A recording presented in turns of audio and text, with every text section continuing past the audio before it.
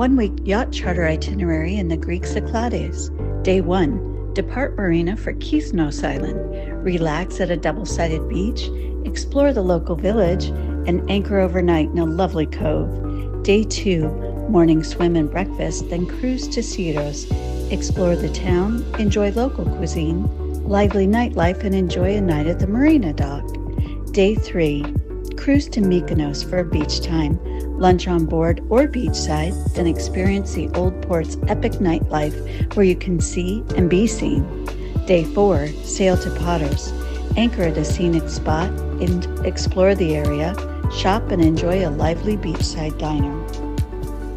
Day 5, cruise to Antiparos for quiet beach relaxation, explore the village and choose your evening anchor. Day 6, visit more of the secluded island for swimming, sail to Milos, and dock for the night. Day 7, final swim, then cruise to a quaint and lively Hydra port. Explore Hydra's car-free streets and dine by the waterfront. Day 8, early departure to the yacht's home marina in Athens and conclude your trip.